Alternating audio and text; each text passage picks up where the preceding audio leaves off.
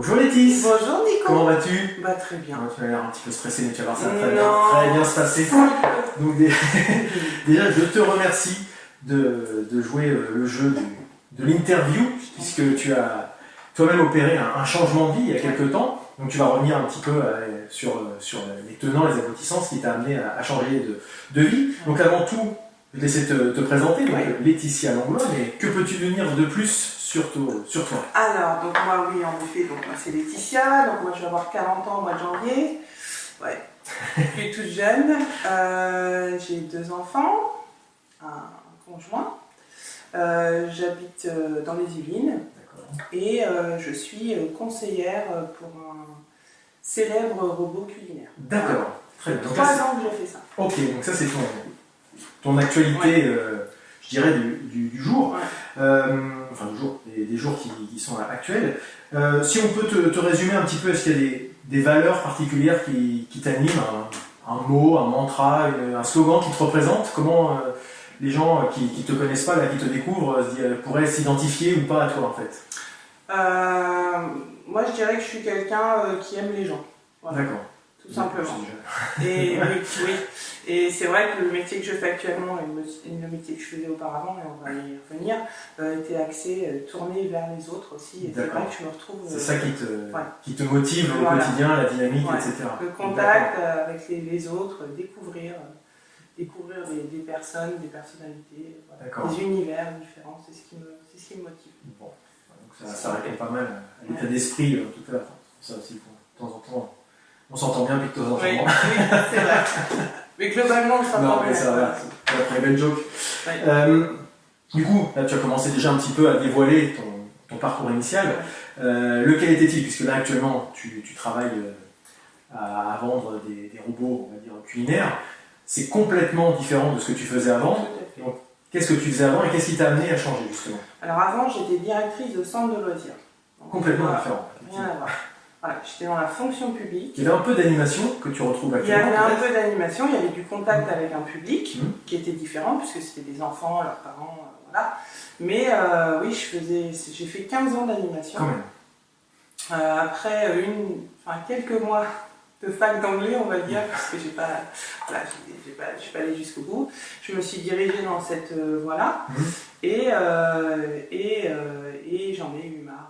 D'accord. 15 ans, j'en ai eu marre. Alors, qu'est-ce qui t'a fait en avoir marre? Parce que beaucoup de gens dans notre environnement proche ou pas d'ailleurs me dire mon boulot, j'en ai ras-le-bol, machin, mais qui passent jamais le cap, qui ne font jamais la démarche pour changer quelque chose. Toi, on se dit que si tu as vraiment eu marre et que tu as vraiment opté pour un changement radical, c'est qu'il y a eu du ras-le-bol. Il y a eu un gros ras-le-bol. Il y a eu un gros ras-le-bol parce que déjà j'avais eu, alors je ne vais pas rentrer dans les détails, mais j'avais eu des gros soucis avec la collectivité pour qui je travaillais précédemment avant d'arrêter ce métier-là. Et il y avait encore des séquelles psychologiques, mine de rien, parce qu'on subit tous, je pense, plus ou moins des pressions au sein de son travail. Et là, elles avaient été assez fortes, donc j'avais changé de collectivité, j'avais été mutée ailleurs. Et il y avait toujours ce truc-là qui restait. Et le gros ras-le-bol, c'était les grosses responsabilités que je pouvais avoir, puisqu'en dirigeant un centre de loisirs avec 120 gamins, 12 animateurs, voilà. S'il se passait quoi que ce soit, c'était pour ma pomme, donc des grosses responsabilités, une grosse pression. Et beaucoup de reconnaissance? Très peu. Souvent ce qu'on entend, c'est vrai que les gens, c'est souvent ça dont ils se plaignent, c'est le manque de reconnaissance en regard des responsabilités. Mais moi, c'était pas ce qui me posait forcément problème, parce que c'était pas quelque chose que je recherchais. Moi, la reconnaissance, je l'avais avec les enfants que j'encadrais, et c'était pas vraiment... je parlais plutôt de manque de respect, peut-être vis-à-vis en effet, de la profession. Après, quand on travaille dans l'animation, donc on travaille avec des animateurs qui n'avaient pas forcément, avec leur jeunesse et leur insouciance, n'avaient pas forcément le bon sens nécessaire à mes yeux pour encadrer des enfants. Et voilà, et tout ça, plus des horaires particuliers, parce que c'est des horaires périscolaires, donc le matin, à 7h, tu ouvres le centre de loisirs, tu le fermes à 19h. Donc quand tu as des enfants, tu les vois beaucoup. Donc tout ça a fait que j'avais vraiment un gros ras-le-bol et une grosse pression psychologique qui me rendait malade. Du stress Et un équilibre vie privée, vie perso qui Ouais. n'était plus du tout Non. en adéquation avec Ouais, voilà. tes attentes, quoi, tes aspirations. En gros, C'est ça. donc, et est arrivé le moment où tu as quitté ton job. Alors, est-ce que c'est une procédure de démission, rupture? Non. Et du coup, la question derrière, c'est est-ce que quand tu as quitté ton job, tu avais déjà, je dirais, un plan B pour rebondir, ou est-ce que c'est vraiment le ras-le-bol et tu t'es dit, je me laisse un peu de temps pour réfléchir à mon avenir? Eh ben, c'est un peu tout, figure-toi, D'accord. parce qu'en fait, il y a une bonne nouvelle qui est arrivée entre-temps, et c'est ce qui m'a aidé, c'est la naissance de Mia, donc ma petite fille qui a 6 ans maintenant, ma petite dernière, D'accord. parce que comme je te le disais, j'ai 2 enfants. Et en fait, ma grossesse est arrivée à point nommé au moment où j'en pouvais vraiment plus. D'accord. Et il y a eu quelque chose qui s'est passé dans ma tête où je me suis dit, mais en fait, t'as absolument plus rien à faire ici, t'as rien qui peut t'épanouir encore, ça va pas. Donc j'ai décidé de m'arrêter, j'étais à 3 ou 4 mois de grossesse, en arrêt maladie pour le stress, qui pouvait être, Dangereux. avoir des conséquences. Et du coup, voilà, j'ai terminé ma grossesse sans retourner au travail puisque j'avais décidé de ne plus jamais remettre les pieds dans un centre de loisirs. D'accord. T'étais vacciné à vie contre ce... D'accord. Et c'est ce qui s'est passé, donc Mia est née, et du coup j'ai pris un congé parental pendant 3 ans. Et d'après ce que j'entends un peu autour de moi, j'ai l'impression que le congé parental, chez beaucoup de parents, des mamans ou des papas, ça provoque souvent un changement de vie. C'est le moment où finalement on prend le temps de prendre du recul, de faire des bilans. Je prêche un peu pour ma paroisse, mais c'est vrai que c'est souvent ce qu'on... Tant qu'on a la tête sous l'eau, on se pose pas la question. Toujours j'aime bien faire l'analogie de la grenouille, enfin on dit souvent ça, la grenouille, tu la mets dans l'eau, si tu la laisses bouillir au fur et à mesure, elle s'en rendra pas compte, alors que si tu la jetais directement dans la casserole, elle en ressortirait immédiatement. C'est pas tout à fait vrai, mais c'est une image qui est assez parlante. Typiquement, c'est ce que j'ai vécu moi, parce qu'avec le recul, je me rends compte dans quel état j'allais travailler le matin à cette époque-là, je me dis, mais comment mon corps et ma tête ont pu subir une telle pression? C'est incroyable avec le recul, tu te dis qu'on est... C'est pas la même personne qui acceptait ça. Incroyable. On a une capacité à encaisser des choses et qui sont très dures à supporter. Et je pense que quelques mois de plus, j'aurais... Oui, ça aurait pu être dangereux pour D'ailleurs, j'avais prévenu mon supérieur, je lui avais dit que c'était... Donc voilà, donc ces 3 ans de congé parental ont été bénéfiques. Et c'est dans ces 3 ans que tu as mûri un petit peu un projet de reconversion? Est-ce que tu as tout de suite trouvé ta voie immédiate? Est-ce que c'est un projet passion? Est-ce que c'est un peu le hasard de la vie qui t'a fait arriver à ce que tu fais actuellement C'est un peu le hasard de la vie, puisque quand j'étais enceinte donc, de Mia, j'avais assisté à une démonstration culinaire, parce qu'avec ce fameux robot, en fait, c'est que de la vente à domicile, donc tu fais des démonstrations à domicile. Et la conseillère avait dit qu'on pouvait gagner son robot culinaire en devenant conseillère. Et ça, c'était resté dans un coin de ma tête. Mais à côté de ça, j'ai voulu être orthophoniste. Donc je me suis renseignée, j'ai pris des rendez-vous avec des orthophonistes pour en savoir plus. Les études, c'était pas conciliable avec ma vie de famille.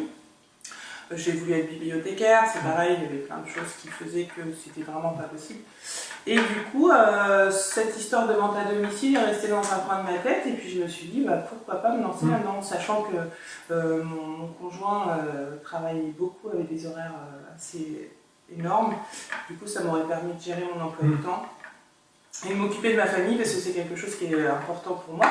Te recentrer un peu sur le cocon familial finalement après avoir... Et donc, voilà, je me suis lancée, quoi. Donc c'était il y a 3 ans. D'accord. Et donc après 3 ans, tu as suffisamment de recul pour justement faire le point par rapport à ça. Est-ce que tu regrettes ta vie passée? Visiblement, je pense pas. Ce choix-là, est-ce que tu te vois faire ça encore pendant plusieurs années? Est-ce que, enfin, en gros, comment tu te positionnes par rapport à ton changement de vie général? Alors, le bilan, là, au bout de 3 ans, c'est très positif, puisque j'ai évolué au sein de cette société. Donc, je suis rentrée avec un statut de ce qu'on appelle de vendeur à domicile indépendant, le VDI. D'accord. En gros, c'est un statut, tout le monde a un job, tu peux prendre ce job-là à côté, voilà. Et on m'a proposé, il y a 1 an et demi, de me professionnaliser. Donc, tu vois, j'ai une évolution, parce que le statut de VDI, il est un peu précaire, on va pas se mentir, voilà. J'ai une évolution professionnelle au sein de cette entreprise que j'aime beaucoup. D'accord, ouais. J'aime beaucoup les valeurs qu'elle véhicule et le métier que je fais, donc là ça me permet d'en faire mon métier. Donc, voilà, c'est devenu finalement, je dirais, d'un hasard, un moment, c'est devenu un métier passion finalement. Voilà, c'est pas la passion qui t'a amené à un métier, c'est un métier qui t'a fait découvrir une passion, presque. Oui, parce que j'aimais faire la cuisine, hein, même encore maintenant. Je suis pas une super cuisinière au top du top, loin de là, mais partager ces moments-là, faire découvrir ce robot autour de moi, c'est un truc que j'aime vraiment beaucoup. Souvent, on dit que la cuisine, le repas, c'est le lieu de convivialité, etc. Donc ça correspond avec les valeurs que tu avais décrites au tout début. C'est ça, les gens, le partage, etc. Exactement. Et d'ailleurs, c'est la Maxime qui est ma responsable dans son bureau. D'accord. Une histoire aussi d'amour et de partage et de cuisine. Et c'est vrai que c'est un peu ça. C'est assez sympa.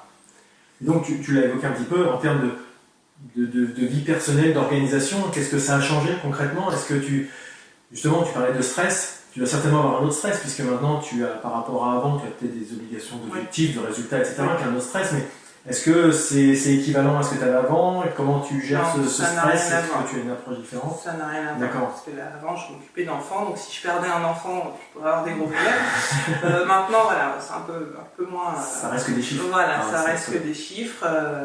Ça reste un métier... super sympa. Au niveau de la gestion de mon emploi du temps, ça n'a absolument rien à voir puisque c'est moi qui fixe mes horaires et mes jours de travail. D'accord. Donc c'est moi qui décide quand je travaille ou quand je ne travaille pas. Donc là pour le coup j'ai pris le mercredi.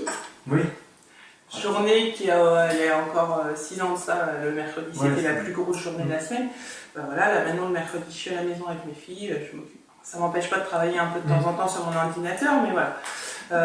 Donc je choisis mon emploi du temps, je peux emmener ma petite à l'école le matin, le soir elle rentre toutes les deux de l'école, je suis là, ou souvent là. Oui, voilà. Mais ça n'a rien à voir. Ça n'a rien à voir. C'est vraiment très agréable de pouvoir gérer son emploi du temps. Alors après je travaille le samedi, ça c'est un choix, t'es un peu obligé quand tu fais la vente à domicile en même temps, mais c'est pas dérangeant parce que voilà, à côté de ça, mes filles ont des journées sympas. Moi, je suis à la maison aussi. J'aime être chez moi aussi, voilà, pas se lever. Donc, c'est agréable pour moi d'être à la maison, de cuisiner. D'être en application. Voilà, c'est ça. Et non, c'est vrai que ça n'a rien à voir. Tu parlais de ton conjoint. Justement, est-ce que tu as un retour, lui, par rapport à comment il voit ce changement de vie par rapport à votre cocon familial? Est-ce qu'il voit aussi un bénéfice ou est-ce que finalement... Parce que tu dis que tu bosses le samedi, mais lui ne travaille peut-être pas le samedi, et du coup peut-être que vous avez organisé votre semaine en fonction de ça. C'est ça, on s'est organisé en fonction de ça. Alors c'est pas toujours évident en effet de pouvoir partir le samedi parfois toute la journée. C'est un choix que je fais, mais d'un côté ça peut parfois être un peu contraignant pour lui, mais il voit le bénéfice qu'il y a autour et il voit que je me sens tellement mieux, que je suis épanouie dans mon travail, ce que j'ai connu au début de l'animation, que je connaissais plus avant, c'était plus... Oui, quand tu arrives à avoir les contraintes qui prennent trop le dessus sur les avantages et la motivation, ça devient et comme tu le dis, quand on a la tête dans le guidon, on ne s'en rend vraiment pas compte, et c'est très important d'arriver à prendre le recul nécessaire et à voir est-ce que c'est vraiment ce qu'on veut, quoi. Et moi, c'est pas du tout ce que je voulais, plus du tout ce que je voulais. Justement, avec le recul, j'ai une question par rapport à ça. Comment le toi d'il y a 10 ans, Laetitia il y a 10 ans, quelle vision elle aurait sur la Laetitia d'actuellement? Est-ce que tu te serais vue faire ça il y a 10 ans quand tu avais la trentaine? Est-ce que tu te serais vue justement, ou est-ce que tu étais plutôt partie sur une trajectoire un peu tranquille, que je dirais toute tracée? Comment tu te voyais en fait justement? Oui, j'avais la tête dans le guidon. Donc je me posais pas forcément la question de qu'est-ce que je ferais dans 10 ans. Si éventuellement monter en grade, avoir un poste un peu plus important, mais au sein du même métier. Et en fait, je me suis rendu compte que c'était pas... Tu aurais envisagé justement d'opérer un changement radical dans ta vie il y a 10 ans? Non, t'étais vraiment partie. Ah oui. J'étais vraiment partie pour... c'était même pas envisageable en fait. Et en plus, je pense qu'il y a 10 ans, en France, c'était quelque chose qui était vraiment... assez rare. Ou vu comme un échec de changer complètement. Et là, plus on avance, plus j'ai l'impression qu'on voit beaucoup de reconversions professionnelles et c'est tant mieux, parce que... Quand les gens peuvent le faire, effectivement, il y a des métiers où ça peut être effectivement. Quand on y va reculant, de toute façon, c'est bénéfique pour personne, ni pour le collaborateur, ni pour l'entreprise qui l'emploie. Oui, parce que je pense que j'étais pas bonne du tout dans mon rôle de directrice de centre à la de fin, loisirs. tu étais. C'est Par même, certain. tu faisais peut-être un déblocage sur certains Bien points sûr. qui faisaient que ça. Bien sûr, c'est certain. J'étais vraiment plus bonne là-dedans parce que ça me plaisait plus du tout et je subissais. Alors que là, je pense que dans mon rôle de conseillère, des retours que j'ai, je pense que ça se passe bien. Et du coup, tu te vois faire ça justement dans 10 ans? Est-ce que tu te vois encore faire ça? Oui. Oui, ça c'est pas. Il n'y a pas de. Non. T'as pas peur de la routine justement parce que ça change à chaque fois de personne. Voilà, c'est ça. Tu découvres tellement de personnes différentes qui ont des attentes différentes et puis le partage, encore une fois, le partage autour de la cuisine. Voilà, c'est quand même quelque chose de sacré. Et puis en plus, on crée un lien avec nos clients qui est particulier, c'est-à-dire que voilà, c'est pas une fois qu'ils sont équipés d'un robot, je les laisse pas. C'est pas du one shot, quoi. Voilà. Derrière, il y a un accompagnement. suivi, un accompagnement. Donc il y a vraiment une relation qui se crée. C'est pas de la clientèle pure, tu vas acheter une paire de chaussures dans un magasin, voilà, là il y a vraiment un suivi, une relation. Avoir la frustration d'avoir entamé un début de quelque chose pendant une heure ou une après-midi, je sais pas combien de temps ça dure, et puis après dire bon voilà, j'oublie tout et puis je passe à autre chose.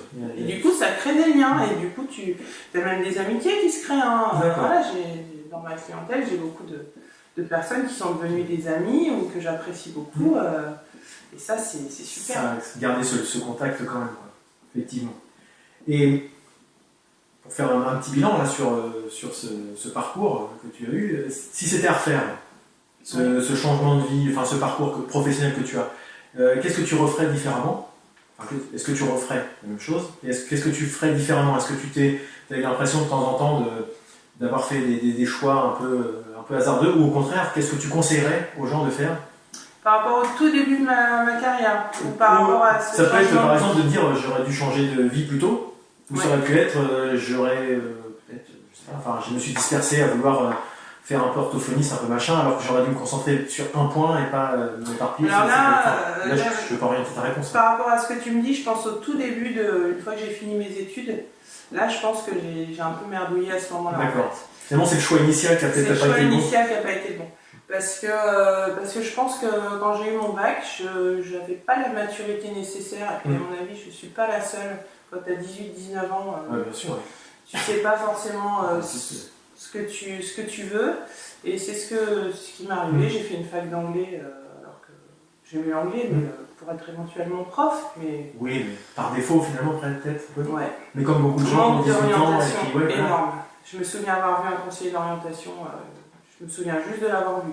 Après, ce qui en est ressorti.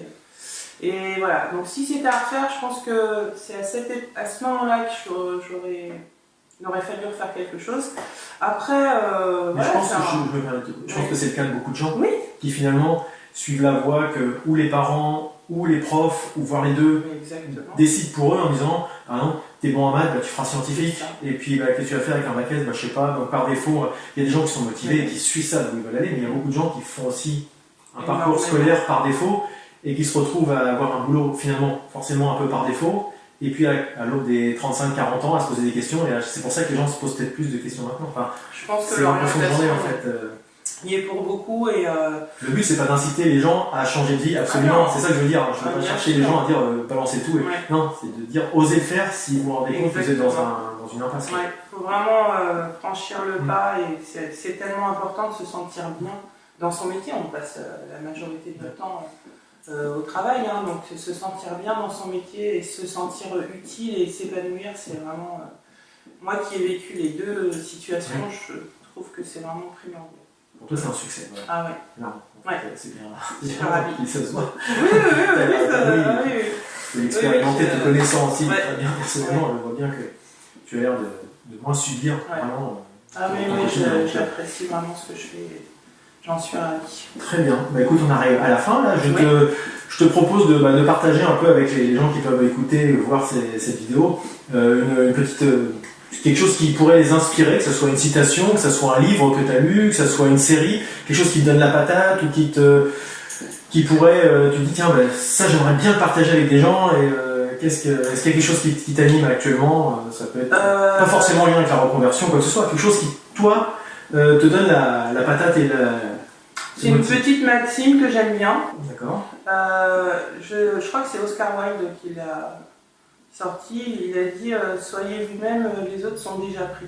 Voilà, c'est tout bête, Oui, mais je trouve que c'est assez équivoque en fait. Ouais, voilà. C'est caché derrière un masque pour ça. répondre à des codes et des critères. Être soi-même, c'est très important et que ça nous aide à. Oui, parce que sans faire de la philosophie là de balle, mais c'est vrai que quand on se retrouve tout seul dans son lit le soir, on est tout seul avec soi-même et c'est à ce moment-là que ça peut poser des petits soucis.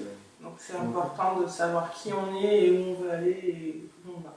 Bon. Voilà. Bah écoute, je te remercie Laetitia. C'est moi qui te Ça va, ça a remercie, été Nico. Impeccable. Bon. Très bien. Bah, merci et puis j'espère que ça va continuer comme ça. J'espère aussi.